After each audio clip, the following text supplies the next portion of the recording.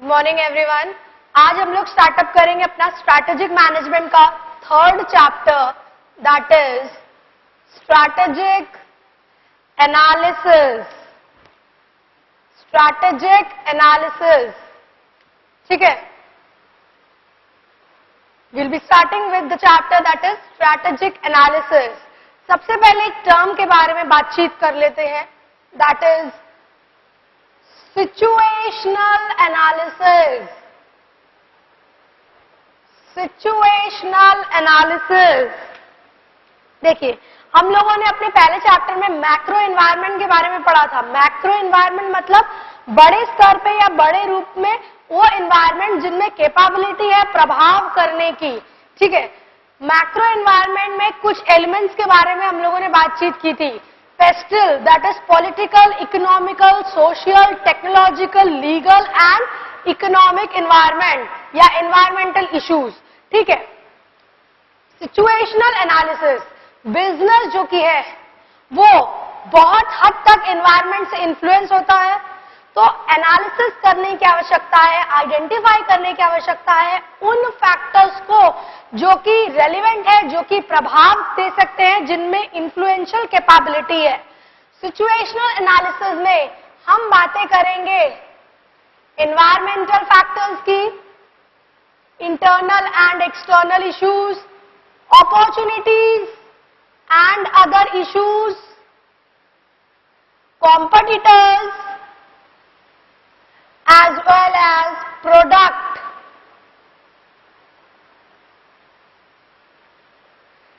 environmental factors, both internal and external factors, जिनमें capability है, जिनमें क्षमता है बिजनेस को प्रभाव करने की। अपॉर्चुनिटी फेवरेबल होता है, एडवांटेजियस होता है, जिसका लाभ बेनिफिट उठा करके ऑर्गेनाइजेशन और आगे बढ़ सकता है। साथ ही साथ अदर थ्रेट्स क्या हैं, स्ट्रेंथ क्या है बिजनेस की, वीकनेस क्या है, उनको भी आइडेंटिफाई करना पड़ेगा। कॉम्पिटिटर, कौन कौन मेरे कॉम्पिटिटर है, कितने हैं, कितनी क्षमता है उनमें मेरे को प्रभाव करने की, वो सारे factors. Product, the product in which you are dealing, हो सकता है बिजनेस ऑर्गेनाइजेशन कई तरह के प्रोडक्ट में डील करे। एक मेन प्रोडक्ट होता है, सप्लीमेंट्री प्रोडक्ट होता है। सारे ही प्रोडक्ट एक ही तरह का लाभ, एक ही तरह का बेनिफिट, एक ही तरह का प्रॉफिट तो नहीं डिराइव करते हैं, कुछ ज्यादा प्रॉफिट देते हैं, कुछ कम देते हैं, तो उनको भी आइडेंटिफाई करने की आवश्यकता है। सिचुएशनल एनालिसिस से बहुत छोटा क्वेश्चन ही पूछता है, 3-4 अटेम्प्ट में, या कह सकते हो 5 अटेम्प्ट में एक बार अगर पूछा होगा तो पूछ लेगा। बहुत हद तक रेलिवेंट अगर हम बोले तो उतना रेलिवेंट नहीं है, बट फिर भी एक आइडिया लेना बहुत जरूरी है। लिखिएगा, situational analysis, various environmental factors have a relevance or bearing. Various environmental factors have a relevance or bearing upon the business.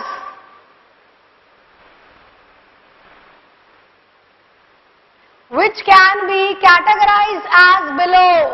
Which can be categorized as below. Roman A, environmental issues which can be both internal and external, which can be both internal and external. Roman B, opportunities and issue analysis. Opportunity and issue analysis. Identifying the opportunities available,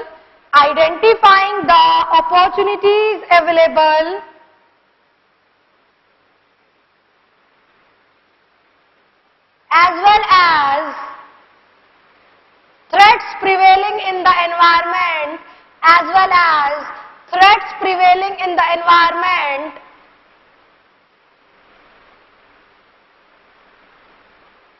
At the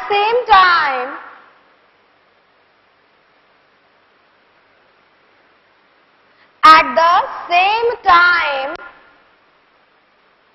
strength and weakness that are internal issues strength and weakness that are internal issues are also to be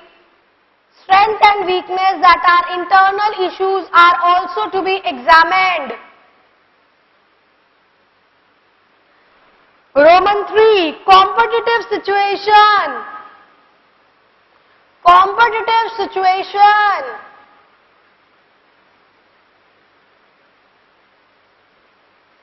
Identifying the competitor,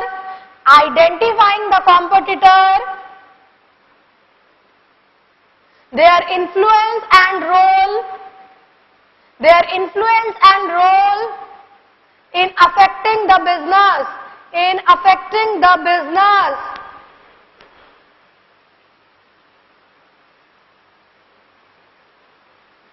Roman next, product situation.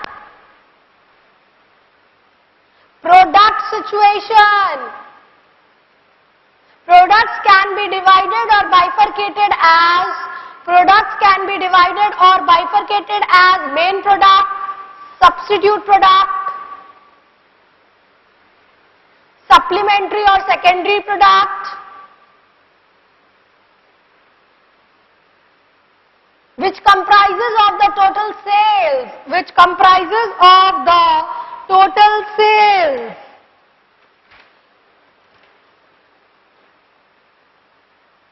ठीक है, हम लोगों ने बातें की situation analysis के बारे में. सिचुएशन एनालिसिस में 4 फैक्टर्स को कंसीडर करते हैं: environmental and other issues, opportunities and issues, competitors या कॉम्पिटिटिव इश्यूज, या तो फिर प्रोडक्ट सिचुएशन. ठीक है, now will be talking about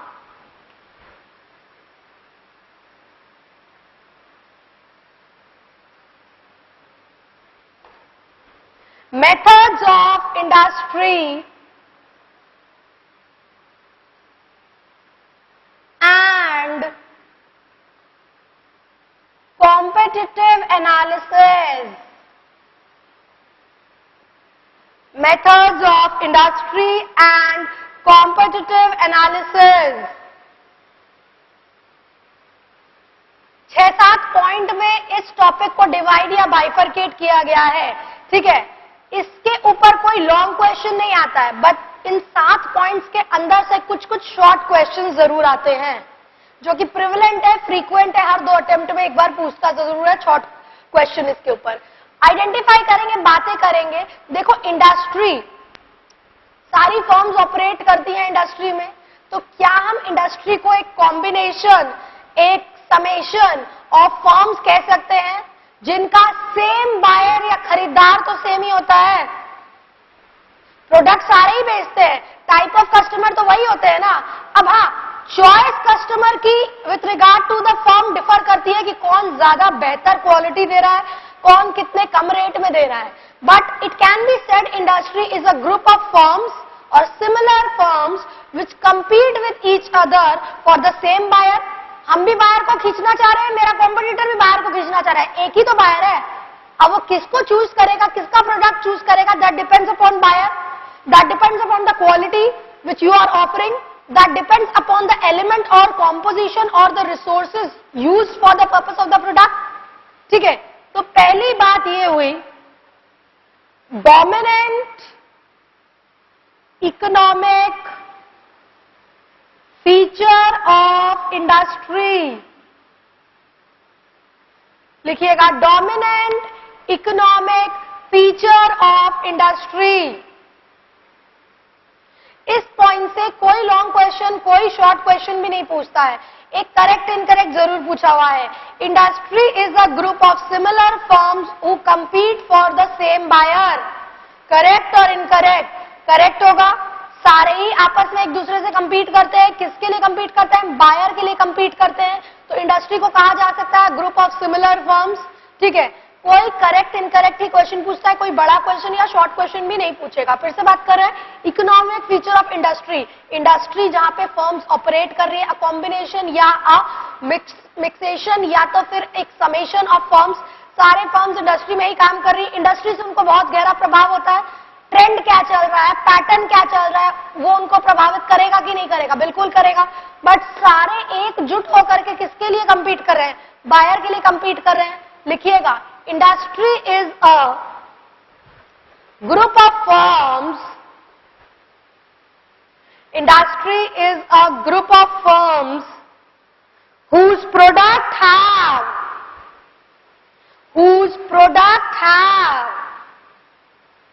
same or similar attributes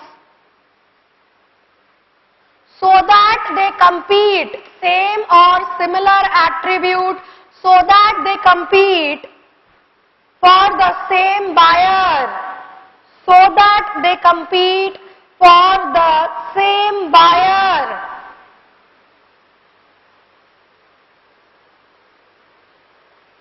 और कौन कौन से फैक्टर इंडस्ट्री में प्रभावित करते हैं?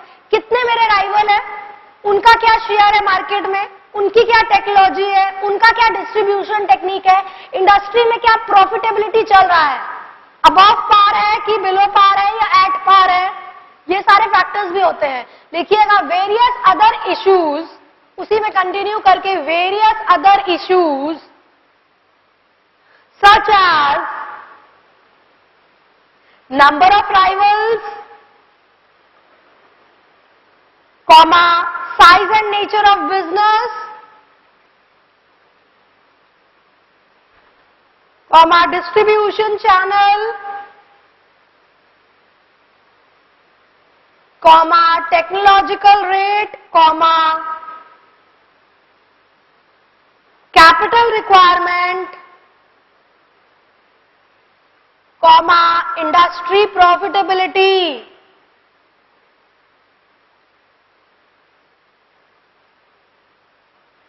Roman 2, nature and strength of competition.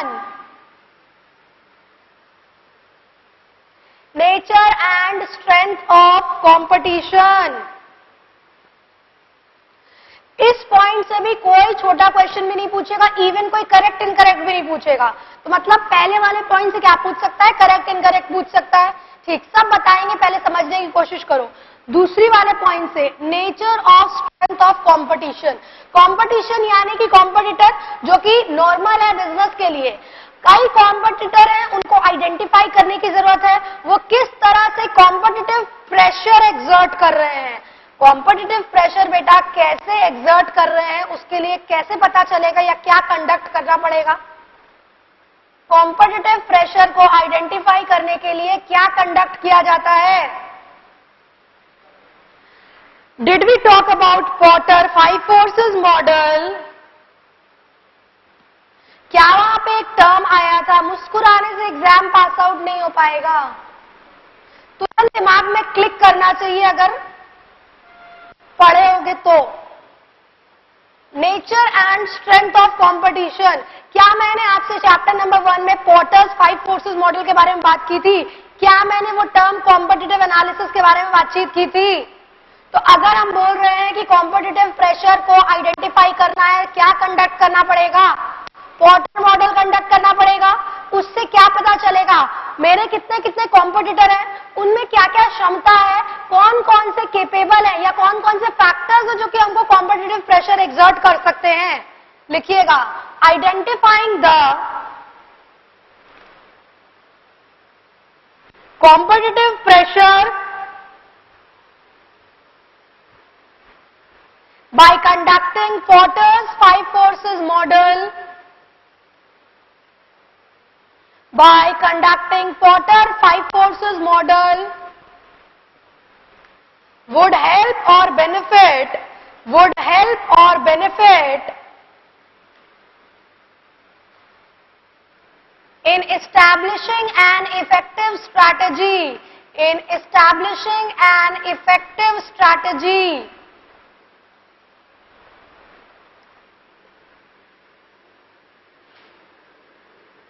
Roman 3, triggers of changes.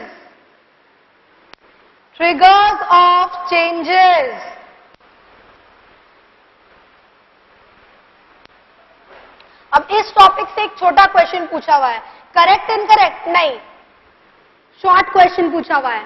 Triggers of changes का मतलब क्या होता है? सुनना, ट्रिगर्स ऑफ चेंजेस यानी कि वो सारे फैक्टर्स, वो सारे कैपेबिलिटी जो कि प्रभावित करने के लिए बिजनेस को या इन्फ्लुएंस करने को बिजनेस में, उनमें इतनी क्षमता है। यहां पे हम एक टर्म पढ़ेंगे, डोमिनेंट फोर्सेस या ड्राइविंग फोर्सेस कह सकते हैं, अभी बताएंगे हम। ड्राइविंग फोर्सेस, ड्राइविंग फोर्सेस से क्वेश्चन आया हुआ है, छोटा क्वेश्चन। ड्राइविंग फोर्सेस क्या होते हैं? ड्राइव करना, घुमाना। तो बिजनेस पर्सपेक्टिव से ड्राइविंग फोर्सेस यानी कि वो सारे अहम, डोमिनेंट, बहुत पावरफुल फैक्टर्स जिनमें क्षमता है कि एक सेटबैक, एक धक्का पहुंचा सके बिजनेस को। आराम से बिजनेस चल रहा था, प्रोडक्ट में इनोवेशन हो गया, धक्का लगा, मार्केट में इनोवेशन हो गया, इंटरनेट और ई कॉमर्स का रोल, ग्लोबलाइजेशन का रोल, मेजर एंट्री हो जाती है एक फर्म की या मेजर एग्जिट हो जाता है फर्म का, तो ये सारे कुछ एक ड्राइविंग फोर्सेस होते हैं। एग्जाम व्यू पॉइंट से क्वेश्चन आया हुआ है, ड्राइविंग फोर्सेस क्या होते हैं and what are the examples of drivers. Example यानी कि वही सारी बातें जो कि ड्राइविंग फोर्सेस होती हैं। फिर से बात कर रहे हैं, ड्राइविंग फोर्स मतलब डोमिनेंट या पावरफुल फैक्टर्स जिनमें क्षमता है या कैपेबिलिटी है जो कि बिजनेस को प्रभाव कर सकती है। बिजनेस अच्छे से चल रहा है, किन किन फैक्टर्स से बिजनेस को प्रभाव होगा? प्रोडक्ट में इनोवेशन हो रहा है, मार्केट में इनोवेशन हो रहा है, इंटरनेट और ई कॉमर्स का role, globalisation, entry exit of major firm, cost issues या कॉस्ट फैक्टर्स भी। ठीक है, लिखिएगा ट्रिगर्स ऑफ चेंजेस में various changes and development have an ability to influence the various changes and development have an ability to influence the business.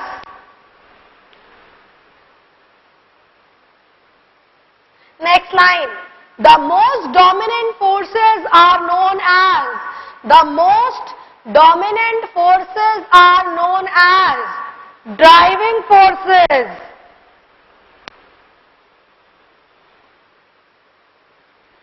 Because these forces are having the ability to create pressure,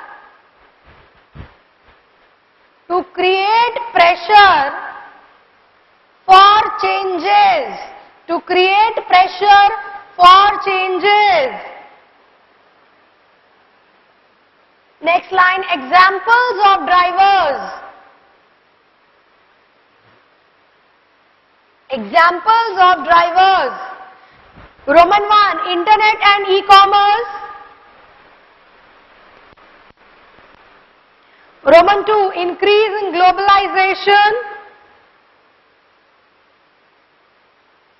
Roman 3, product innovation. Roman 4, market innovation. Roman next, entry and exit of major firms.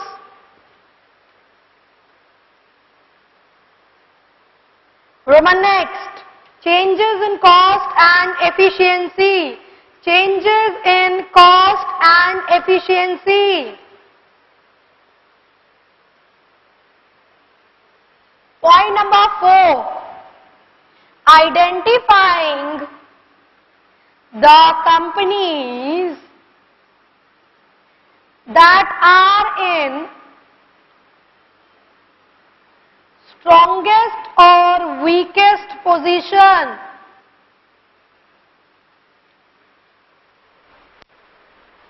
Identifying the companies that are in strongest or weakest position. सुनिएगा, जैसा कि हम पहले भी कह चुके हैं, competitor होना मार्केट में इज अ जनरल या नॉर्मल फिनोमेना। कॉम्पिटिटर तो होता ही है मार्केट में, बट उन कॉम्पिटिटर में कौन सी फर्म में ऐसी कैपेबिलिटी है जो कि स्ट्रांग है और कुछ फर्म है जो कि वीक है। मतलब किसी का होना या ना होना आपको फर्क नहीं देता है, बट किसी फर्म का इतना ज्यादा रेलिवेंस है, इतना स्ट्रांग पोजीशन है कि वो आपको प्रभाव दे रहा है। कैसे आइडेंटिफाई करें, एक कॉम्पिटिटर तो होता नहीं है, कई कॉम्पिटिटर होते हैं। तो उसके लिए एक टर्म के बारे में बातचीत करेंगे हम, जो कि एग्जाम में शॉर्ट क्वेश्चन के लिए पूछा गया है, स्ट्रैटेजिक ग्रुप मैपिंग। अभी लिखाएंगे स्ट्रैटेजिक ग्रुप मैपिंग का मतलब क्या हुआ। स्ट्रैटेजिक प्लानिंग, ग्रुप मतलब इकट्ठा जोड़ करके समेशन करके, मैप मतलब आइडेंटिफाई करना या ट्रैक आउट करना या ट्रेस करना। मैप करके आप क्या करते हो, जॉट डाउन करते हो, आपको एक नक्शा मिलता है या आपको एक आइडेंटिफाई करने में मददगार रहता है, वो मैप आपको रेलेवेंस या इंफॉर्मेशन प्रोवाइड करता है। स्ट्रैटेजिक ग्रुप मैपिंग का मतलब क्या हुआ, फर्म्स जो है जो कि आपके साथ कंपीट कर रही हैं उनको ना कैटेगराइज कर देना या डिवाइड कर देना, मतलब जो आपके कॉम्पिटिटर हैं उनकी लिस्ट बनाना, ताकि फर्म्स को, इतने सारे फर्म को तो तुम कैटेगराइज नहीं कर पाओगे, आइडेंटिफाई नहीं कर पाओगे कौन कौन कॉम्पिटिटर है। तो जो आपसे रिलेटेड है, आपके प्रोडक्ट से रिलेटेड है, या जिन फर्म की सिमिलर पोजीशन है, कई फर्म्स हो सकता है एक ही स्तर पे, एवरेज लेवल पे, कई फर्म्स स्ट्रॉन्ग लेवल पे, कई फर्म वीक लेवल पे, तो उनको क्लासिफाई करना, स्ट्रॉन्गेस्ट लेवल पे ये फर्म्स है, एवरेज लेवल पे इन सारी फर्म्स है, वीक लेवल पे ये सारी फर्म है। इससे क्या फायदा होता है, इससे ये फायदा होता है कॉम्पिटिटर की पोजीशन का आपको अनुमान लगाने में मददगार होता है। सारे कॉम्पिटिटर को एक साथ तो नहीं आइडेंटिफाई कर पाओगे, तो स्ट्रैटेजिक ग्रुप मैपिंग से क्या होता है, कई ज्यादा कॉम्पिटिटर आप आइडेंटिफाई कर पाते हो, जॉट डाउन कर रहे हो या लिस्ट बना रहे हो, तो सारे कॉम्पिटिटर उस लिस्ट में फॉल कर गए और उन सारों की इकट्ठा एक साथ आप कॉम्पिटिटिव पोजीशन को आइडेंटिफाई कर पा रहे हो। इधर इट मे बी स्ट्रॉन्ग, इधर इट मे बी वीक, और it may be in an average position. Question exam में पूछा हुआ है 2 नंबर के लिए, स्ट्रैटेजिक ग्रुप मैपिंग क्या होता है, समझ आ गया आपको। स्ट्रैटेजिक ग्रुप मैपिंग मतलब फर्म को आइडेंटिफाई करना, क्लासिफाई करना, कई फर्म जो कि सिमिलर ऑपरेट कर रही है उनको उस हिसाब से क्लासिफाई करना। ये क्लासिफिकेशन से क्या मदद होता है, फर्म की पोजीशन को आइडेंटिफाई करने में मदद होता है। पोजीशन या तो स्ट्रांग हो सकती है या तो वीक हो सकती है, समझ आ रहा है, लिखिएगा। Identifying the position of the firms is very essential, which can be made through strategic group mapping, which can be made through strategic group mapping. It is an analytical tool. It is an analytical tool for comparing the market position of each firm, for comparing the market position of each firm separately or grouping them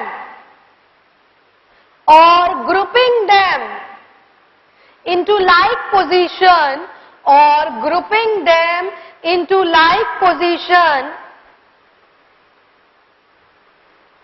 when an industry has so many competitors,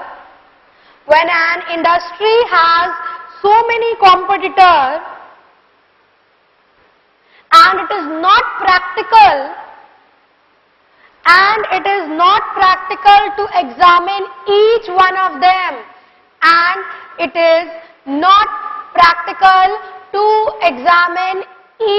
of them,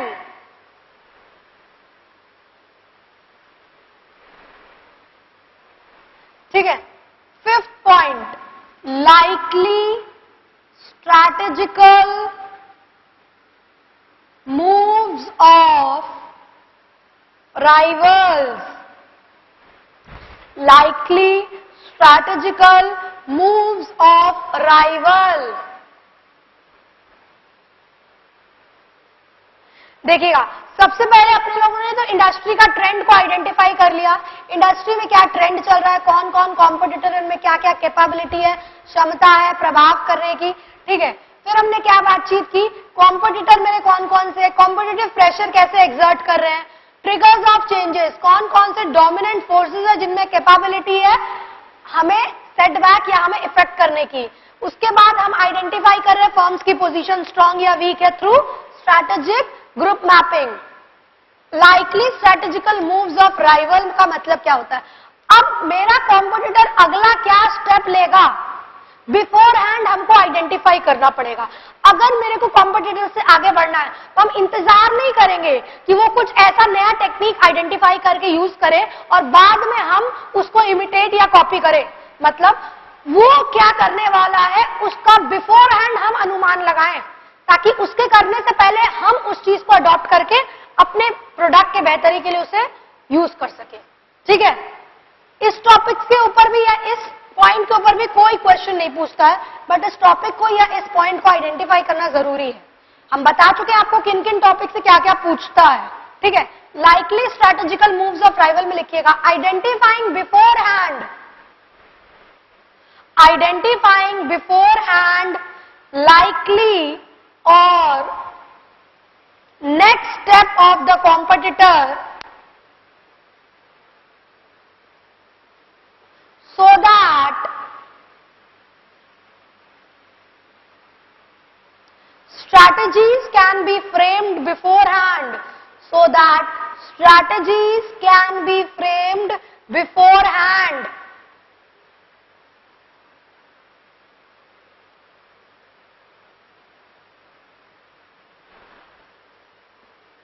Roman next, key success factor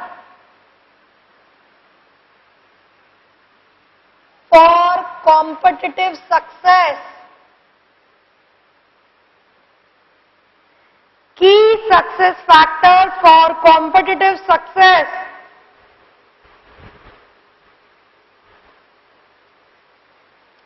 इसके ऊपर एक short question आया हुआ है, KSF देकर के आपसे exam में पूछेगा, short form KSF, that is की success factor.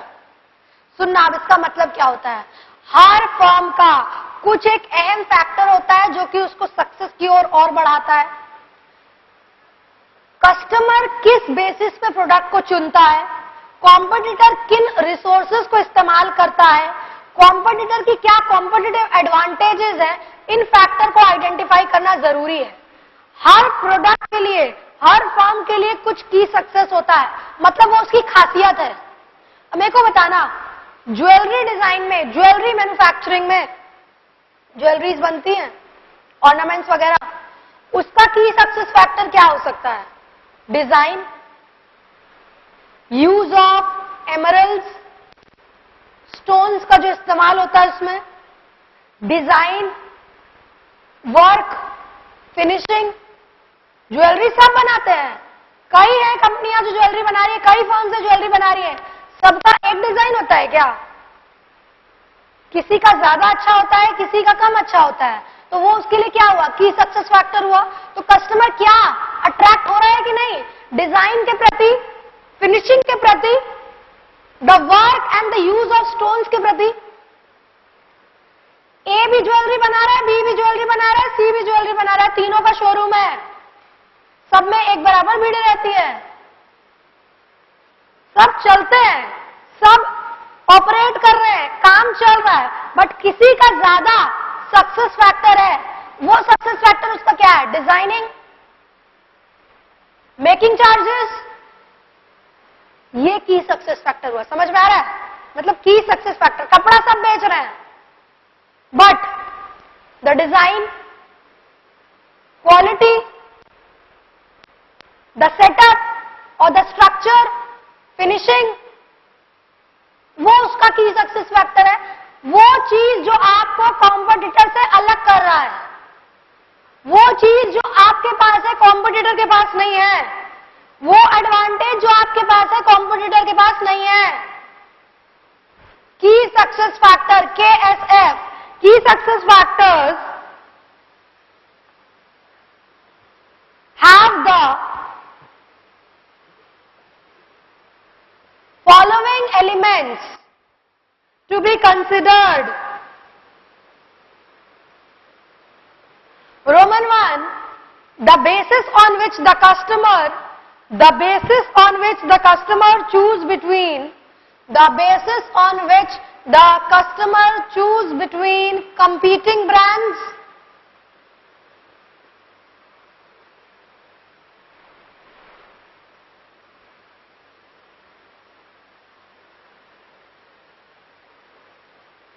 Roman 2, resources and competitive capability, resources and competitive capabilities.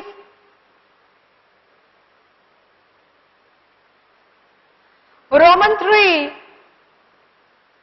sustainable competitive advantage. Sustainable competitive advantage. KSF are those things, KSF are, next line mein, KSF are those things that most affect the industry member. KSF are those things that most affect the industry members. Ability to prosper. Ability to prosper. For example, in case of jewelry,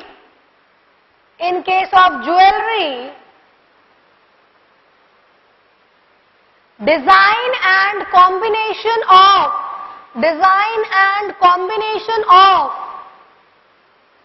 gems and stones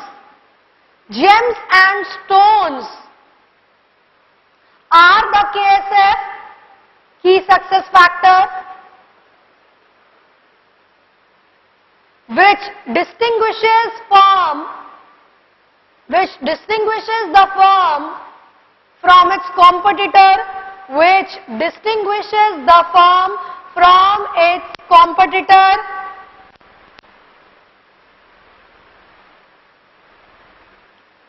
Next point, prospects and financial attractiveness of industry. Prospects and financial attractiveness of industry. Prospects and financial attractiveness of industry. ये क्या होता है? After आपने ये सारे steps, पहले के 6 step conduct किए हैं, उनको कॉम्बिनेशन या उनका एक समेशन मिला करके आप आइडेंटिफाई कर रहे हो फैक्टर्स जो कि इंडस्ट्री में और ज्यादा एडवांटेजियस है, जिनका आप फायदा उठा सकते हो. फिर से बात कर रहे हैं.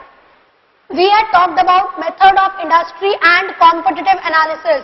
कौन कौन से फैक्टर्स होते हैं जिनमें क्षमता है या जिनको आइडेंटिफाई करने की आवश्यकता होती है with regard to industry and competitive analysis. Long question नहीं आता है, इनके ऊपर शॉर्ट क्वेश्चन छोटा छोटा आता है. पहला point, dominant economic feature of industry. Industry में कई फर्म्स ऑपरेट करती हैं, तो इंडस्ट्री को कहा जा सकता है a group of similar firms who compete for same buyer. आपस में एकजुट होकर के सेम बायर के लिए कंपीट करते हैं, अलग अलग है, बट बायर उनको चुनता है जो उनके हिसाब से, उनकी रिक्वायरमेंट के हिसाब से उनको सेटिस्फाई करेगा. Nature and strength of competition. Competitive pressure को कैसे आइडेंटिफाई किया जा सकता है? Bye conducting porter 5 forces model को. ठीक है. ट्रिगर्स ऑफ चेंजेस या वो सारे फैक्टर्स जिनमें एबिलिटी है कि चेंज को एक्सर्ट या प्रेशर क्रिएट कर सके. ड्राइविंग फोर्सेस का मतलब डोमिनेंट फोर्सेस जिनमें कैपेबिलिटी है प्रेशर एक्सर्ट करने की. Example, globalisation, product innovation, market innovation, entry and exit of new firms, internet and e commerce, cost and other factors. Identifying the company that are in strongest and weakest position. क्या conduct करके identify कर सकते हो? Strategic group mapping. उसके तहत क्या होता है? फर्म को क्लासिफाई या कैटेगराइज किया जाता है. Dissimilar firm as well as firms which are in similar position. ठीक है. Likely strategical moves of rival. अगला क्या स्टेप आपका कॉम्पिटिटर लेने वाला है उसको बिफोर हैंड आइडेंटिफाई करना. की सक्सेस फैक्टर KSF. किस बेसिस पे कस्टमर आपके कॉम्पिटिटर को छोड़ के आपसे प्रोडक्ट ले? क्या कॉम्पिटिटिव एडवांटेज ऑफर कर रहे हो? क्या कॉम्पोजिशन है? क्या रिसोर्सेज है? वो KSF होता है. Prospects and financial attractiveness of industry. इन सारे कॉम्बिनेशन को करके आइडेंटिफाई करना क्या क्या बेनिफिट, क्या क्या अपॉर्चुनिटीज अवेलेबल है इन द इंडस्ट्री. ठीक है.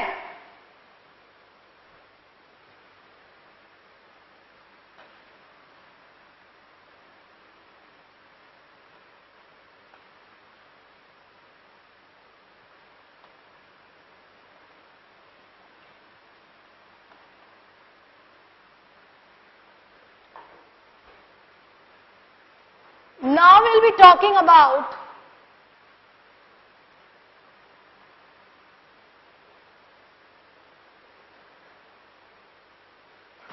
टाउज मैट्रिक्स। ठीक है, अब अपन लोग किसके बारे में बात करेंगे? टाउज मैट्रिक्स के बारे में। मेरे को बताना, टाउज का उल्टा क्या हुआ? वही है। मैम ये स्वॉट है तो फिर टाउज क्यों लिखी है? कुछ फैक्टर्स है जिनको कंसिडर करना पड़ेगा, बोथ इंटरनल और एक्सटर्नल एलिमेंट, वही सारे स्ट्रेंथ, वीकनेस, अपॉर्चुनिटी और थ्रेट, उन्हीं का एक कॉम्बिनेशन करके टाउज मैट्रिक्स आइडेंटिफाई करता है कैसे कैसे स्ट्रेंथ का फायदा उठा करके अपॉर्चुनिटी का एडवांटेज लिया जा सके, वीकनेस को कम किया जा सके और थ्रेट को भी मिनिमाइज किया जा सके। It is based on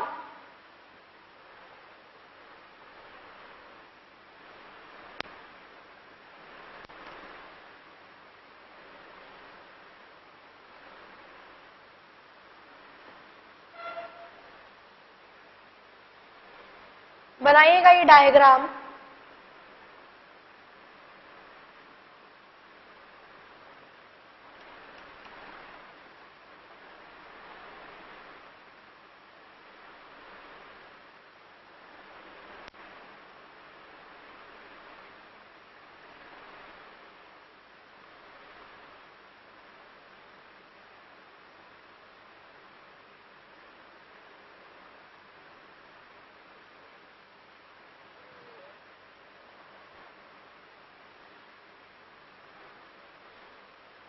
internal element में क्या आते हैं? Strength and weakness. External element में क्या आते हैं? Opportunity and threat. इंटरनल और एक्सटर्नल का कॉम्बिनेशन क्या होगा? Strength and opportunity, weakness and opportunity, strength and threat, weakness and threat. इस मैट्रिक्स को देख के मेरे को बताइएगा बेस्ट पोजीशन या सबसे अच्छी पोजीशन किसकी है?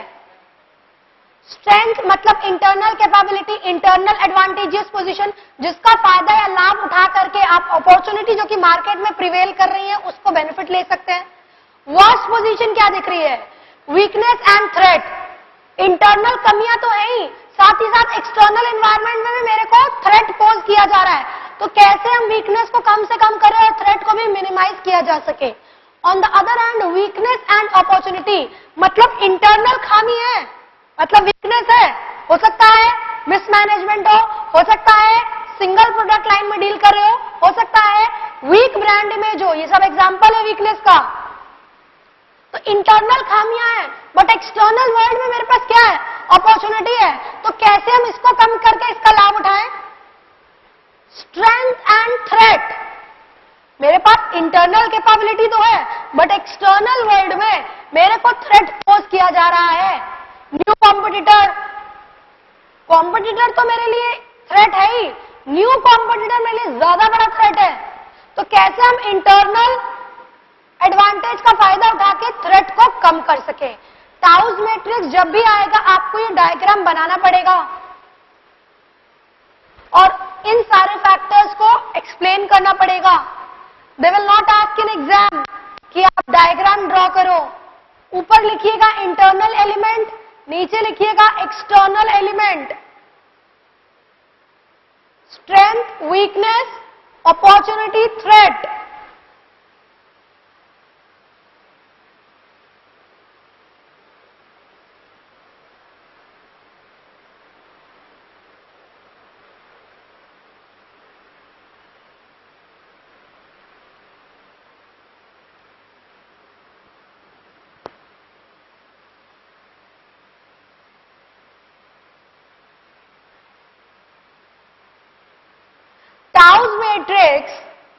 Tau's matrix considers the internal and external element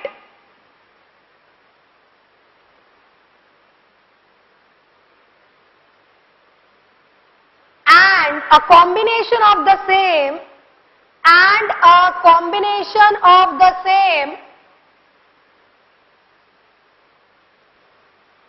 in order to set a position which is beneficial for the organization. Various possible alternatives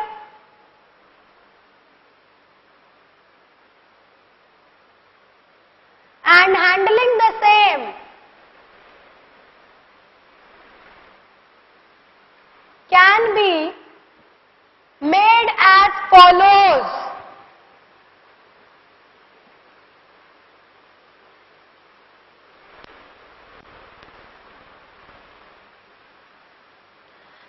Roman 1 SO क्या होगा? Strength and opportunity.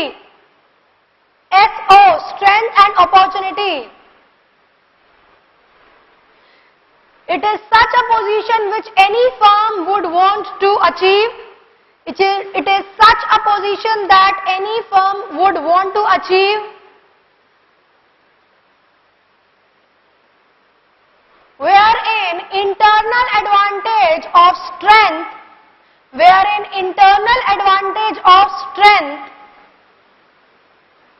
can be taken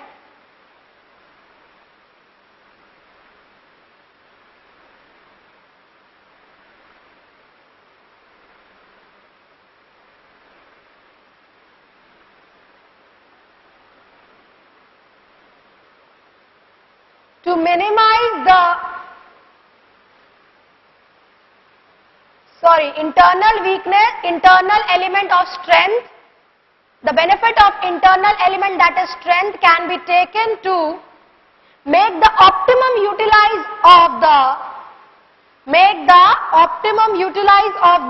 opportunities which are available.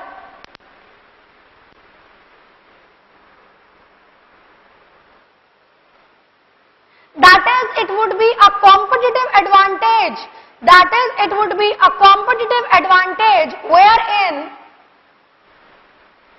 Wherein internal benefit can be correlated with the external advantageous position.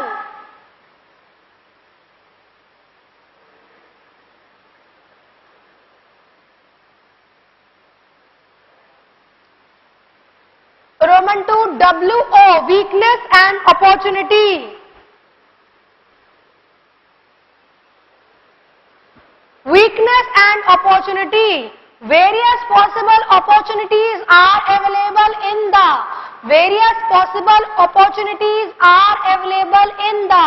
external environment.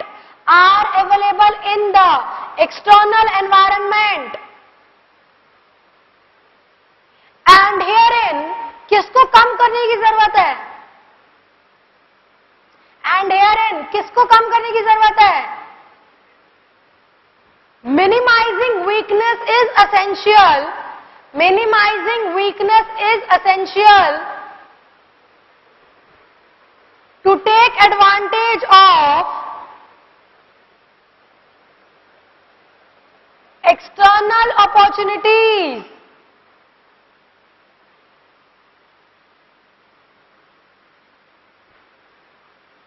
Roman 3 ST, strength and threat.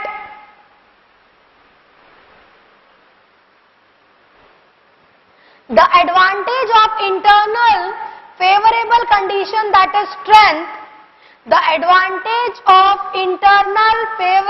condition, that is strength, should be taken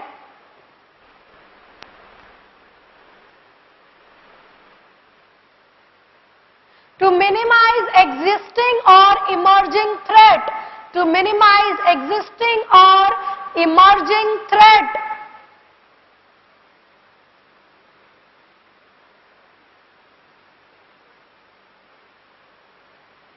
Roman 4 WT, weakness and threat.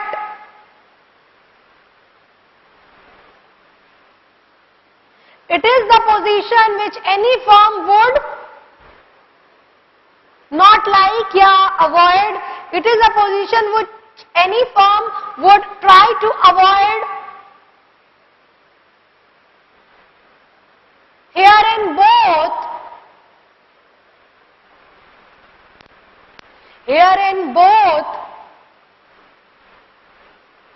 internal unfavorable condition, that is weakness,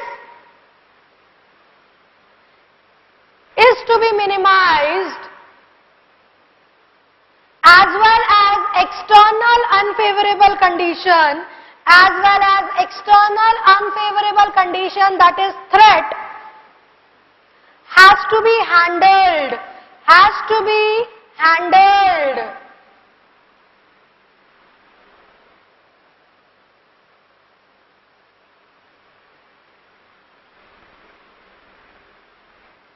ठीक है, हम लोगों ने टाउस matrix के बारे में बातचीत की.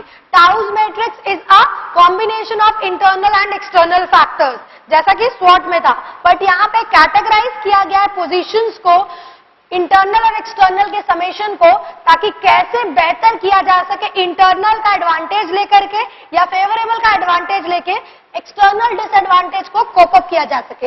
SO strength opportunity both advantageous है, दोनों को कैसे इस्तेमाल करके बेहतर परफॉर्म किया जा सके. स्ट्रेंथ इंटरनल कैपेबिलिटी का यूज करके एक्सटर्नल एनवायरनमेंट में जो अपॉर्चुनिटीज अवेलेबल है उनका इस्तेमाल कर रहा.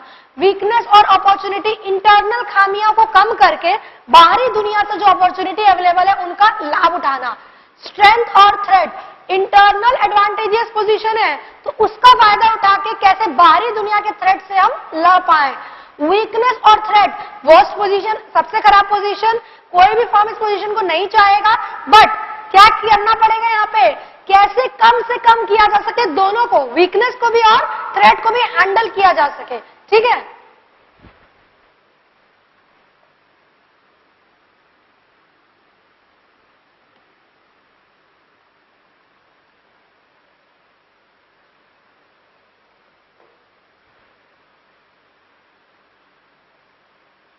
Portfolio analysis.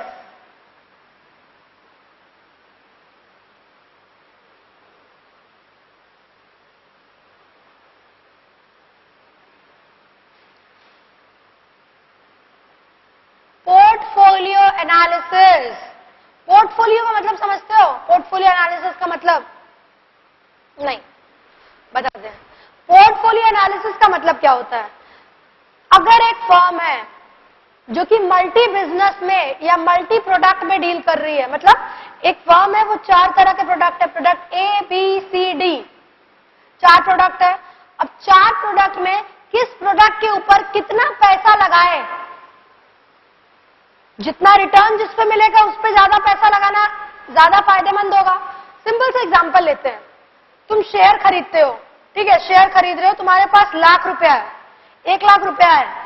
क्या तुम वो 1,00,000 रुपया पूरा का पूरा अगर एक जगह एक शेयर पे ले लोगे, एक कंपनी का शेयर पे पूरा ₹1,00,000 रुपया लगा दिए, तो उससे क्या होगा? या तो दाम बढ़ेगा या तो दाम गिरेगा, या तो मुनाफा होगा या तो लॉस होगा, पूरा लॉस हो जाएगा. बट अगर उस ₹1,00,000 रुपए को तुम 4 जगह इन्वेस्ट कर रहे हो, 4 शेयर्स में इन्वेस्ट कर रहे हो, 4 कंपनीज के शेयर में इन्वेस्ट कर रहे हो, डाइवर्ट हो गया पैसा, बट गया, बाइफरगेट हो गया, रिस्क रिड्यूस हो गया. अगर एक शेयर का दाम गिरेगा भी तो तुम्हारे पास मौका है या ऑप्शन हो सकता है 3 शेयर का दाम बढ़े. ये समझ आ रहा है? 1,00,000 रुपया है, पूरा अगर एक जगह इन्वेस्ट करोगे, पूरा रिस्क एसोसिएटेड है, या तो बढ़ जाएगा या तो घट जाएगा. 1,00,000 रुपए को अगर 4 जगह 25-25 हजार में तुमने बांटा, एक अगर गिरेगा रिस्क एलिमेंट, बाकी के 3 हैं जो कि हो सकता है इंक्रीज हो जाए, बेनिफिट प्रोवाइड करे. सिमिलरली एक फर्म है जिसका 4 प्रोडक्ट है, A B C D, product है बहुत अच्छा काम कर रहा है, प्रोडक्ट बी और सी एवरेज लेवल काम कर रहा है, प्रोडक्ट डी एकदम खराब काम कर रहा है, रिटर्न ही नहीं है उस प्रोडक्ट से, चल ही नहीं रहा मार्केट में. तो ये पोर्टफोलियो से क्या अनुमान लगता है? इन्वेस्टमेंट का अनुमान लगता है कि भाई जो प्रोडक्ट मेरे को रिटर्न दे रहा है तो हम उस पर और पैसा लगाएं, उसकी और ग्रोथ के ऊपर ध्यान दें. बट जो प्रोडक्ट मेरे को मुनाफा दे ही नहीं रहा है, उस पर बेफालतू का जो मेरा इन्वेस्टमेंट ब्लॉक किया हुआ है उसको हम हटाएं वहां से. नहीं हटाओगे, फंसा रहने दोगे. अगर इंप्रूवमेंट का स्कोप नहीं है तो वहां पैसा लगाना व्यर्थ है. वो कैसे पता चलेगा? पोर्टफोलियो एनालिसिस द्वारा, the level of investment with the risk associated. समझ आ रहा है? वो होता है पोर्टफोलियो एनालिसिस। लिखिएगा, portfolio analysis is a set of technique that helps strategists is a set of technique that helps strategists in taking strategic decision with regard to individual product or business in firm's portfolio. It is mainly used for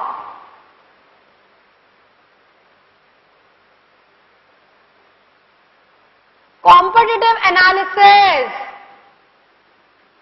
and corporate strategic planning in multi-product and multi-business firm.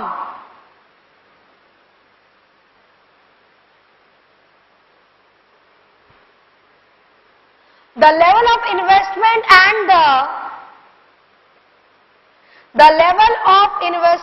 and the risk associated can be categorized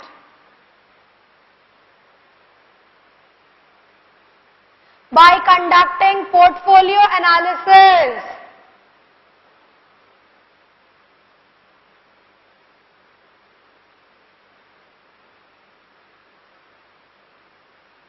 By conducting portfolio analysis. ठीक है? Now we'll be talking about strategic business unit, SBU, strategic business unit, SBU.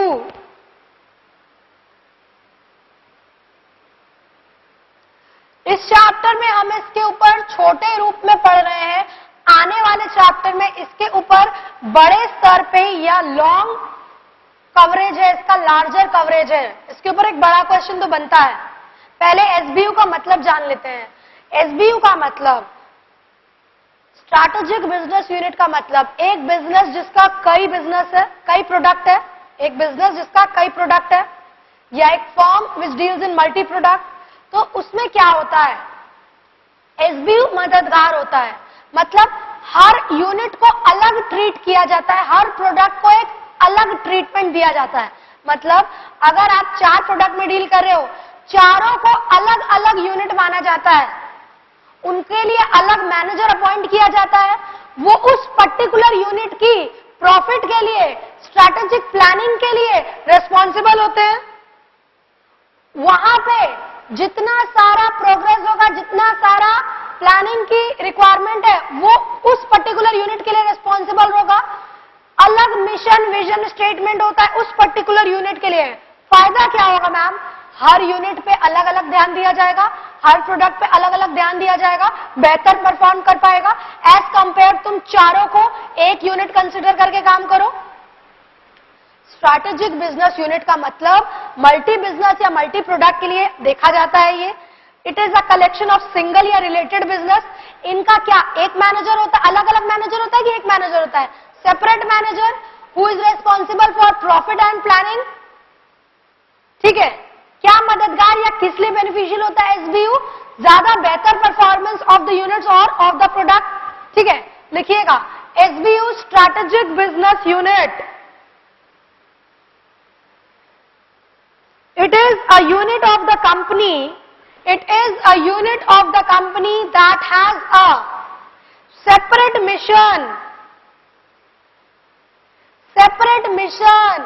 and objectives, separate mission and objectives which can be planned independently, from other company business, from other company business, यानी कि इनका अलग mission है, इनका अलग objective है जो कि बाकी बिजनेस से अलग है, इन पे ज्यादा ध्यान दिया जा सकता है ज्यादा बेहतर परफॉर्मेंस के लिए। नेक्स्ट लाइन में लिखिएगा, SBU has the following characteristic, SBU has the following characteristic. Roman 1, single business or collection of related business, single business or collection of related business that can be planned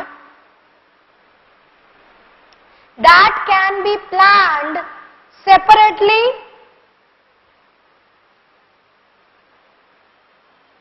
Roman 2 has a own set of competitors, has a own set of competitors. Roman 3, a separate manager who is responsible for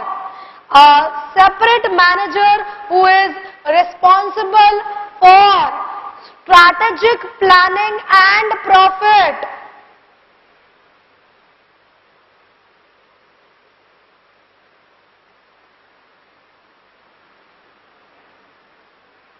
strategic planning and profit, समझ में आया?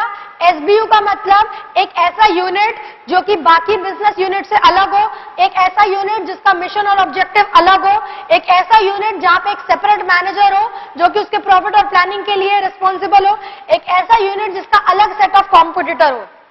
अलग अलग unit में divide कर दिए, उनको ज्यादा हैंडल करने में बेहतरी होगा, आसानी होगी, एफिशिएंसी ज्यादा अचीव कर पाएंगे। ठीक है, now we'll be talking about experience curve or learning curve.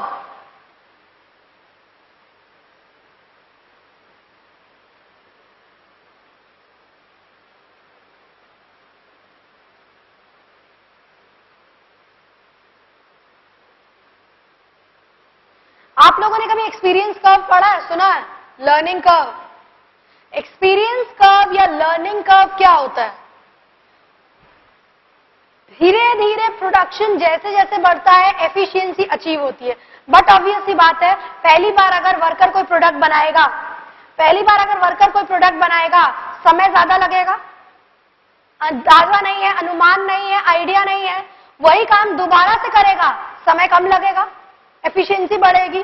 Simple सी बात है ना, तुम कोई चैप्टर उठा के पढ़ते हो, नया चैप्टर है, पहली बार पढ़ते हो टाइम लगता है, दूसरी बार पढ़ोगे थोड़ा कम टाइम लगेगा, तीसरी बार पढ़ोगे और कम टाइम लगेगा।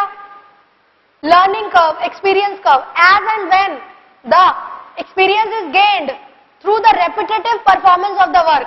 पहली बार तुम काम कर रहे हो, प्रोडक्शन कर रहे हो, कोई आइडिया नहीं है, कोई अनुमान नहीं है खर्चे का, कितना खर्चा बैठेगा।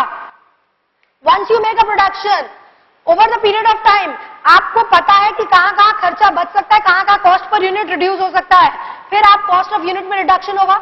मतलब as and when the production increases there is a reduction in the cost per unit through the experience gained, that is experience curve. एक एक नंबर का क्वेश्चन पूछता है पोर्टफोलियो एनालिसिस के ऊपर, लर्निंग कर्व के ऊपर, ये एक्सपीरियंस कर्व। एक्सपीरियंस कर्व मतलब प्रोडक्शन जैसे जैसे बढ़ेगा वो कॉस्ट पर यूनिट वैसे वैसे घटेगा। तो क्या हम कह सकते हैं एक्सपीरियंस कर्व ज्यादा फायदेमंद किसके लिए है? लार्ज या ज्यादा प्रोडक्शन वाली यूनिट्स के लिए या स्मॉल प्रोडक्शन यूनिट्स के लिए? बट ऑब्वियसली लार्ज यूनिट्स है वो ज्यादा प्रोडक्शन करेगा, उसी का कॉस्ट पर यूनिट घटेगा। स्मॉल यूनिट्स क्या है? ऑलरेडी कम क्वांटिटी में ही वो प्रोड्यूस कर रहे हैं, तो इसका लाभ या इसका बेनिफिट किसको मिल सकता है? लार्जर यूनिट्स को। लिखिएगा, experience curve is used for applying a portfolio approach, is used for applying a portfolio approach. It is based on the phenomena that unit cost decreases with the increase in the unit cost decreases with the increase in the volume of production.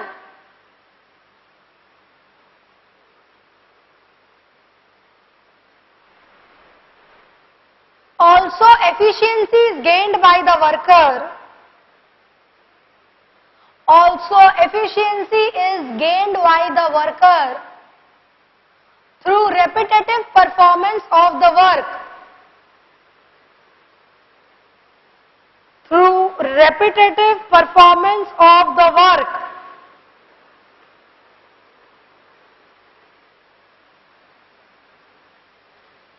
Through repetitive performance of the work.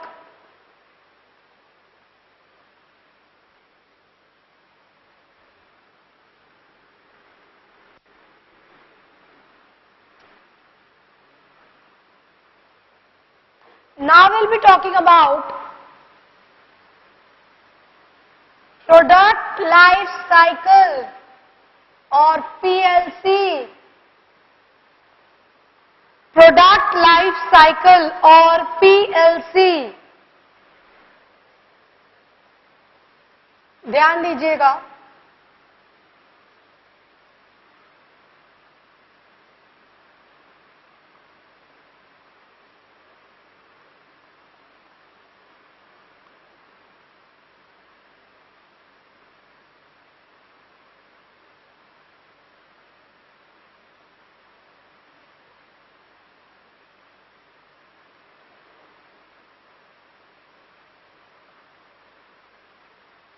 Product life cycle को एक S shaped curve कहा गया है। S shaped curve कहा गया है। यहां पे क्या होता है, प्रोडक्ट के स्टेजेस को, प्रोडक्ट के लाइफ को डिवाइड या बाइफरकेट किया गया है। कोई भी प्रोडक्ट होता है उसका एक इंट्रोडक्शन स्टेज होता है, इंट्रोडक्टरी स्टेज होता है, और फिर जाके अंत में एक समाप्ति का या एंड का स्टेज होता है, डिक्लाइन का स्टेज होता है। प्रोडक्ट के स्टेजेस को डिफाइड किया गया या डिवाइड या बाइफरकेट किया गया विथ रिगार्ड टू समय and time. Slowly and gradually with the passage of time sales में क्या क्या प्रभाव या क्या क्या फर्क पड़ता है, सुनिएगा। सबसे पहले इंट्रोडक्शन स्टेज। इंट्रोडक्शन, एक नया प्रोडक्ट है, बहुत पैसा इनकर करना पड़ता है उसके एडवर्टीजमेंट के ऊपर, उसके डेवलपमेंट के ऊपर। क्यों? मार्केट में नया है, क्यों लोग उसे पसंद करेंगे या क्यों लोग उसे चाहेंगे एज कंपेयर टू आपके कॉम्पिटिटर के प्रोडक्ट को? तो खर्चा तो करना बनता है, एक बार इनिशियल इन्वेस्टमेंट तो लगेगा ही। ग्रोथ, आपने इन्वेस्टमेंट किया, पैसा लगाया, धीरे धीरे वो प्रोडक्ट मार्केट में अपना पोजीशन बना रहा है, ग्रो कर रहा है, डेवलप कर रहा है।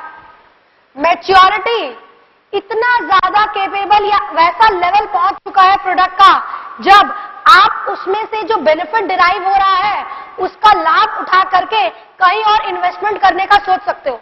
मुनाफा, मतलब इतना मुनाफा मिल रहा है मेरे को उस प्रोडक्ट से कि उस पैसे को हम कहीं और लगाने का सोच सकते हैं। डिक्लाइन, अब प्रोडक्ट उतना केपेबल रहा नहीं है कि उतना मुनाफा दे पाए, रिप्लेसमेंट की जरूरत है। डिक्लाइन स्टेज, सिंपल सी बात है। ह्यूमन बीइंग का एग्जांपल लेते हैं।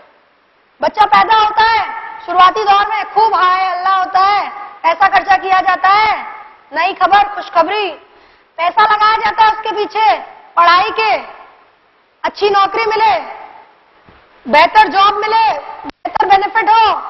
मैच्योरिटी, उस नौकरी से उतना कमा पा रहा है कि उस पैसे को कहीं और लगाने की सोचा जा सकता है।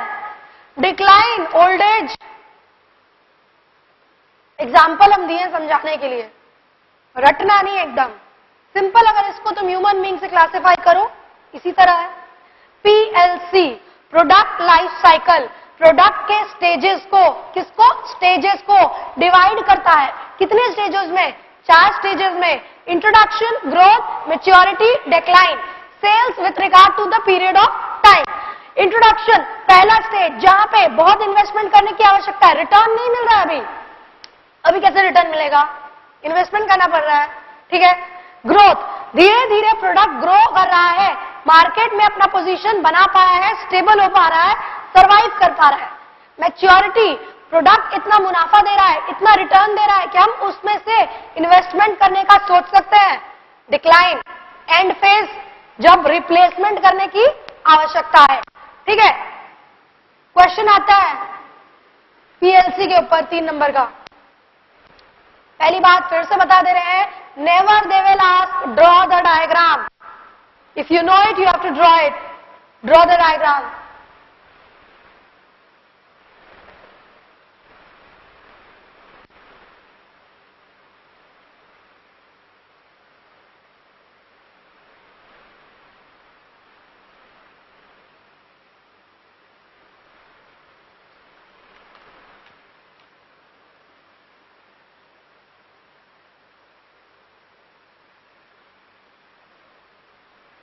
Introduction, growth, maturity, decline, sales, time. Point number 1. It is useful for guiding strategic choice. It is useful for guiding strategic choice.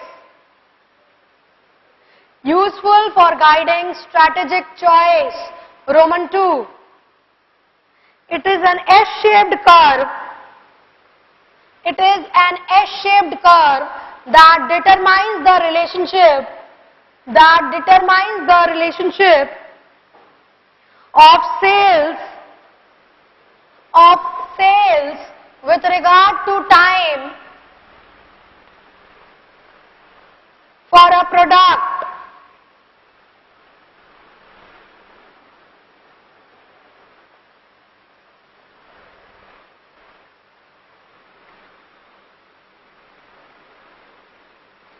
Roman next, product is bifurcated or divided into 4 stages.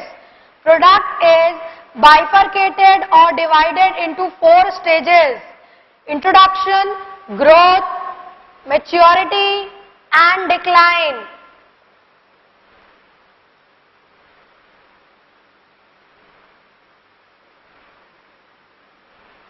Roman next, introduction phase.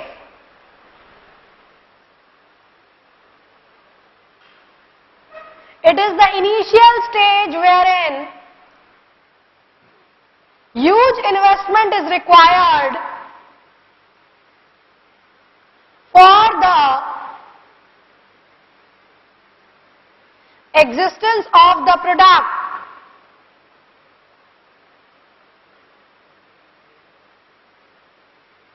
Herein, competition is almost negligible.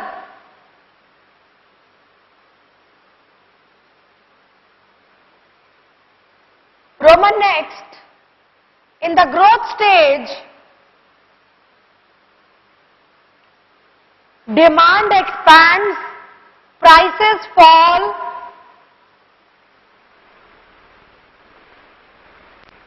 competition increases, and the customers are aware about the product,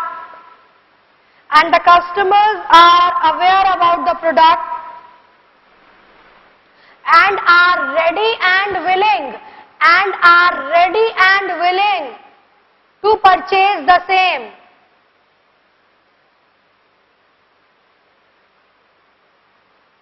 Roman next, maturity stage. Competition gets tough at this stage. Profit comes down.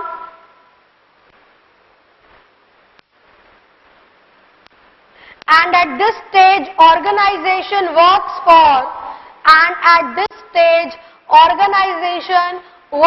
for maintaining stability.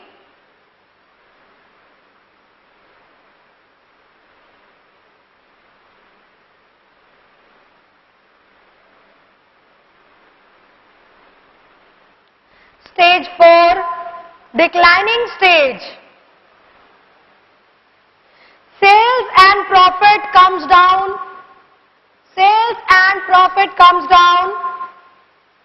Due to new product having the capability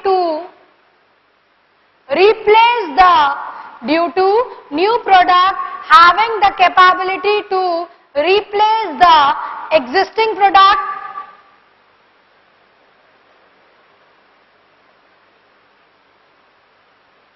The option available is either diversification or retrenchment.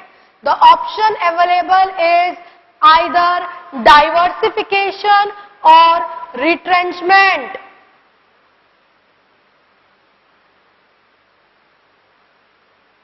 फिर से बात करते हैं. PLC product life cycle. Product को 4 stages में divide किया गया है. Introduction, growth, maturity, decline. पहले स्टेज में कोई कॉम्पिटिटर नहीं है. क्यों नहीं है? नया प्रोडक्ट है तो कौन कंपीट करेगा? लोग तो उस प्रोडक्ट के बारे में जानते ही नहीं है. पैसा बहुत लगाना पड़ेगा ताकि वो प्रोडक्ट ग्रो कर पाए. दूसरे स्टेज में धीरे धीरे कस्टमर को उन प्रोडक्ट के बारे में पता चल रहा है. वो उस प्रोडक्ट को लेना चाह रहे हैं, खरीदना चाह रहे हैं. कॉम्पिटिशन बढ़ गया है. इतना नहीं बढ़ा है कि आप हैंडल ना कर पाओ, बट मैच्योरिटी के स्टेज में बहुत हाई हो गया है कंपटीशन. अब आपको कोशिश इतनी करनी है कि आप अपने पोजीशन को स्टेबल बना के रख सको, बरकरार रख सको. मैच्योरिटी के बाद धीरे धीरे पोजीशन प्रोडक्ट की गिरने लगती है. क्यों? क्योंकि उसी प्रोडक्ट की जगह किसने ले ली है? नए प्रोडक्ट ने ले ली है. नए प्रोडक्ट की जगह ले लेने से पुराने प्रोडक्ट को बंद कर देना, क्लोज डाउन कर देना, वही ज्यादा बेहतरी होगा, ज्यादा फायदेमंद होगा. समझ आ रहा है?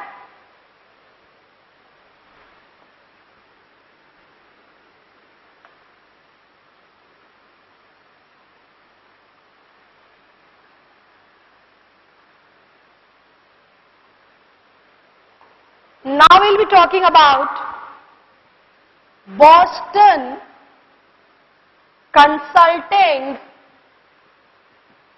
Group Growth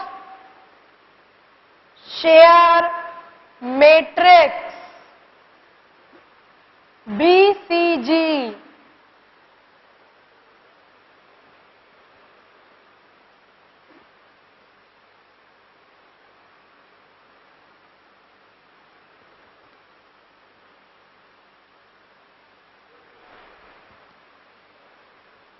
Boston Consulting Group Growth Share Matrix.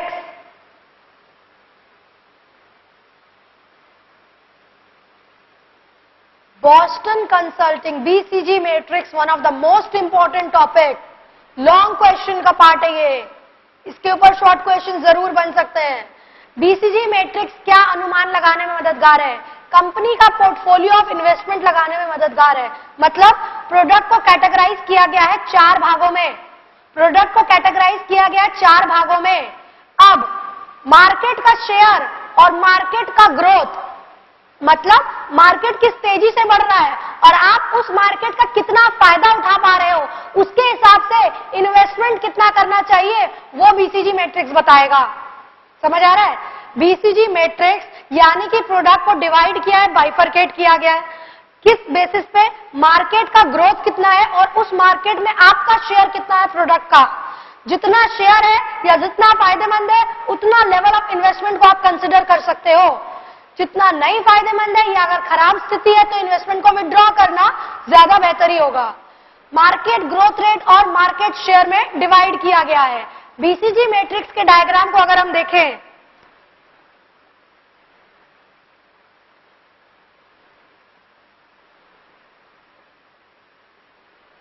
Stars, question mark, cash cow, dogs, growth share,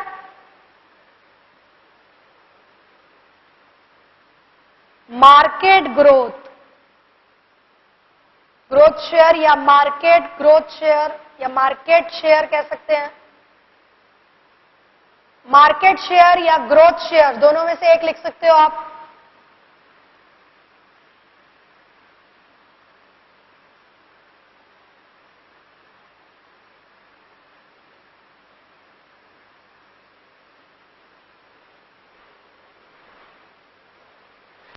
stars, question mark, cash cow, dogs.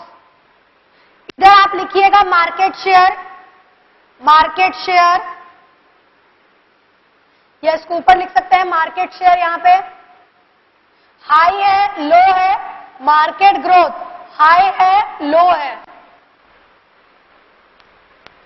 मतलब सिंपल सी बात है, प्रोडक्ट है बिजनेस का, उसको डिवाइड किया गया है 4 भागों में, 4 स्टेजेस में, बताया गया है, अनुमान लगाया गया है मार्केट किस तेजी से बढ़ रहा है और आप उस तेजी को कितना फायदेमंद, कितना अपने हिसाब से उसका लाभ उठा पाए हो, वो ज्यादा बेहतरी वाला सिचुएशन होगा। मेरे को देख के बताना, दोनों मार्केट भी तेजी से बढ़ रहा है और मार्केट का लाभ भी आप तेजी से उठाए हो, बेस्ट पोजीशन कौन सी दिख रही है मेरे को बताना। सबसे अच्छी पोजीशन, मार्केट शेयर मेरा हाई है, मार्केट ग्रोथ हाई है, मतलब मार्केट जिस तेजी से बढ़ रहा है हम उस तेजी से मार्केट का लाभ उठा पा रहे हैं। तो क्या मेरा इन्वेस्टमेंट यहां पे लगेगा कि नहीं लगेगा? बिल्कुल लगेगा, क्योंकि हम फायदा उठा रहे हैं। तो it is the best position for a firm. सबसे खराब स्थिति, दोनों लो, वैसे भी उसी की होती है। डॉग्स की स्थिति वैसे भी खराब ही होती है। इस सिनेरियो में मार्केट शेयर कम है, साथ ही साथ मार्केट भी ग्रो नहीं कर रहा है, मतलब एक ऐसा प्रोडक्ट बना रहे हैं जिसका कोई मार्केट ही नहीं है। क्या फायदा? बंद कर देना बेहतर ही है। अब मेरे को बताना, काउस के केस में मार्केट नहीं है, मेरा मार्केट नहीं है प्रोडक्ट का, बट हां मेरा मार्केट में पोजीशन है, मतलब जिस प्रोग्रेस या जिस हिसाब से मार्केट को ग्रो करना चाहिए उस हिसाब से ग्रो नहीं कर रहा है, पर मेरे प्रोडक्ट में क्षमता है, कैपेबिलिटी है, प्रोडक्ट में क्षमता है, कैपेबिलिटी है, बट उस प्रोडक्ट के लिए मार्केट हम नहीं बना पा रहे हैं। इन्वेस्टमेंट कम लगेगा एज कंपेयर टू स्टार्स, और अगर जब ग्रोथ रेट मार्केट का कम हो जाएगा तो क्या बदल के क्या हो जाएगा? स्टार्स बदल के कैश काउ नहीं हो जाएगा जब अगर मार्केट खराब हो रहा है, गिर रहा है तो। On the other hand question mark, market है बट हम उसका फायदा नहीं उठा पा रहे हैं। Question marks are also called problem child और वाइल्ड कैट, मतलब पैसा लगाओ बट रिटर्न नहीं मिल रहा है, बट स्कोप है, पोटेंशियल है, क्योंकि क्या है? मार्केट है। कैश काउ के लिए मार्केट नहीं है, हमको स्ट्रगल करना पड़ रहा है, बट क्वेश्चन मार्क के लिए मार्केट है, बट हम उस मार्केट का फायदा नहीं उठा पा रहे। फिर से बात कर रहे हैं, BCG matrix, Boston consulting group growth matrix, 4 parts में 4 मेटाफर्स यूज किया गया है। These are metaphors used, stars, cash cow, question mark and dog, to identify or to evaluate the position of the firm with regard to the market growth rate, कैसे grow कर रहा है और आप उस मार्केट का कैसे शेयर या लाभ उठा पा रहे हो। Stars represent best position, market भी है, उसका फायदा भी उठा पा रहे हो, इन्वेस्टमेंट लगेगा बहुत ज्यादा।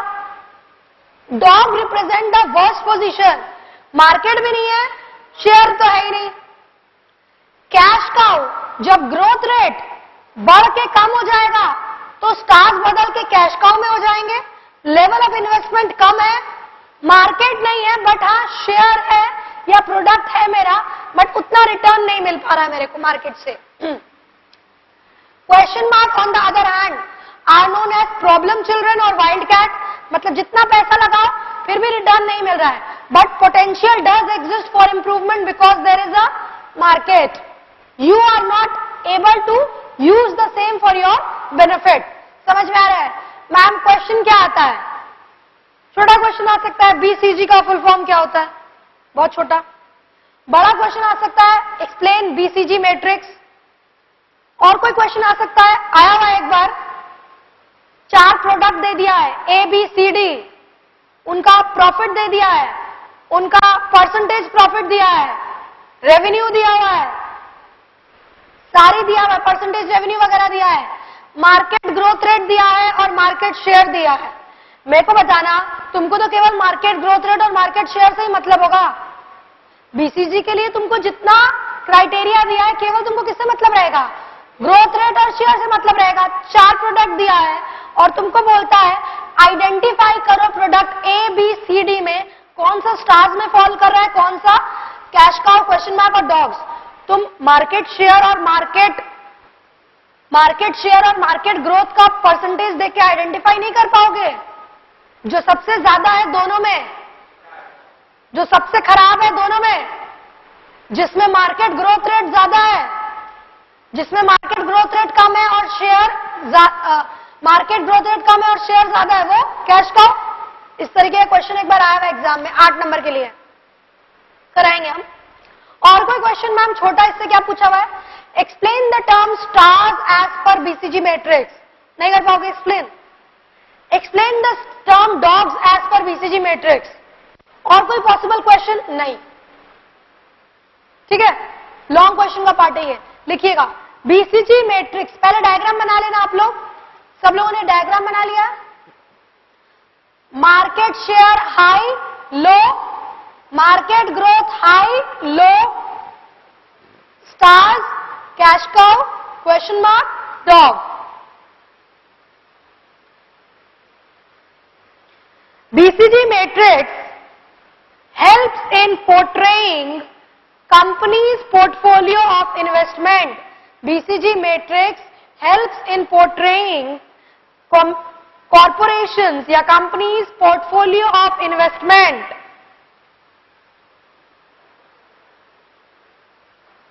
It uses metaphors like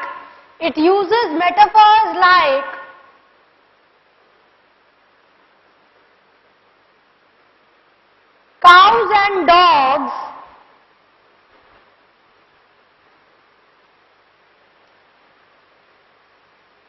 which are used for resource allocation,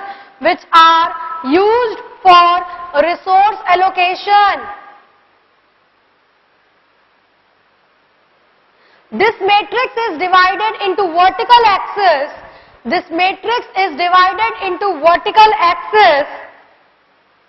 Representing market growth,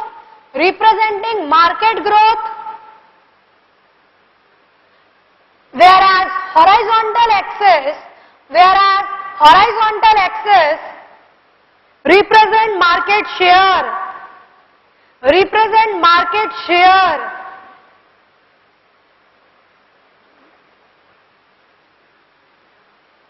Next line, Roman 1, stars. These are the products that are growing rapidly.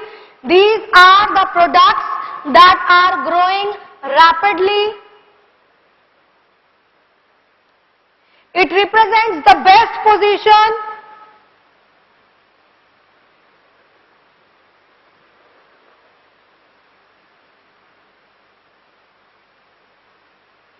Huge investment is required to maintain its position.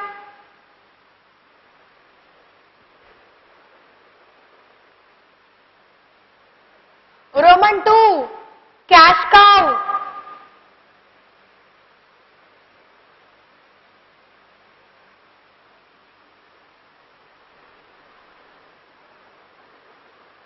When growth rate slows down or decreases,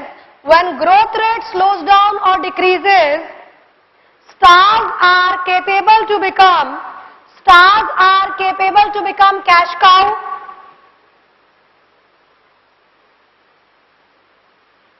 It represents a situation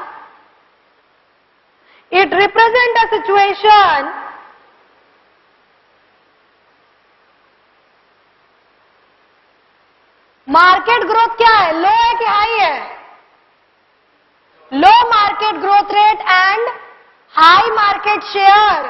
low market growth rate and high market share. Investment ज्यादा लगेगा कम लगेगा?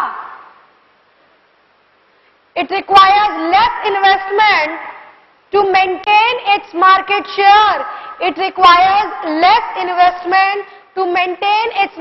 share. Roman 3, question mark.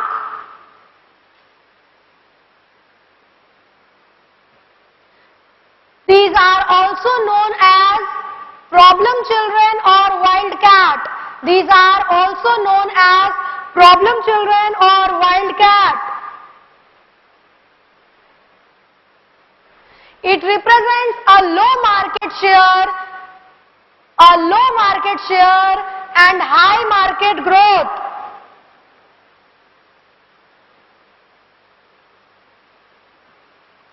They need heavy investment.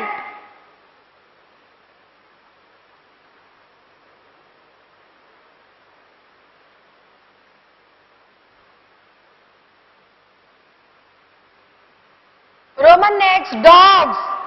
It is the worst position. It is the worst position with low market growth rate, and low market share. देखिएगा यही diagram आपको मददगार हो रहा है लिखने के लिए कि मार्केट ग्रोथ रेट हाई है कि लो है, समझ में आ रहा है? तो ये डायग्राम से आपको एक पॉइंट मिल जाएगा कि मार्केट ग्रोथ रेट लो है और मार्केट शेयर भी लो है। Low market growth rate and low market share, they do not have much future.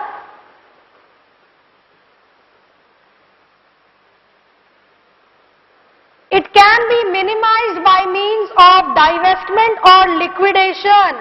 It can be minimized by means of divestment or liquidation. मतलब बंद कर देना, close down कर देना ही बेहतर ऑप्शन है, by means of divestment or liquidation. ठीक है, हम लोगों ने बातें की बीसीजी मैट्रिक्स के बारे में, Boston consulting group growth matrix. BCG matrix में मेटाफर्स का इस्तेमाल किया गया है। BCG matrix portfolio analysis conduct करने में मददगार है। बीसीजी मैट्रिक्स जो कि है यहाँ पे रिप्रेजेंट कर रहा है मार्केट ग्रोथ रेट और मार्केट शेयर को रिप्रेजेंट कर रहा है। बीसीजी मैट्रिक्स में हम लोगों ने देखा 4 पोजीशन प्रोडक्ट की, stars, question mark, cash cow, dog. Stars क्या रिप्रेजेंट कर रहा है? बेस्ट पोजीशन को रिप्रेजेंट कर रहा है। स्टार्स में दोनों क्या है? हाई है क्या? मार्केट ग्रोथ रेट भी और मार्केट शेयर भी हाई है। हम लोगों ने फिर क्या देखा? इन्वेस्टमेंट ज्यादा लगेगा स्टार्स के केस में। Nextly we are talked about cash cow. Cash cow में मार्केट ग्रोथ रेट लो है, मार्केट शेयर हाई है। जब ग्रोथ रेट कम हो जाएगा, डिक्रीज होगा, stars are capable of becoming cash cow. ठीक है, फिर हम लोगों ने देखा क्वेश्चन मार्क। क्वेश्चन मार्क में क्या होता है? मार्केट ग्रोथ रेट हाई है बट मार्केट शेयर लो है। ठीक है, then we had seen dog, it represent the worst position, both low है। ठीक है, जो कोई भी फर्म नहीं चाहेगा, तो अल्टीमेट ऑप्शन क्या रहेगा? इधर लिक्विडेशन या तो डाइवेस्टमेंट यानी कि बंद कर देना या क्लोज डाउन करना ही बेहतर रहेगा। ठीक है, दैट्स ऑल फॉर टुडे।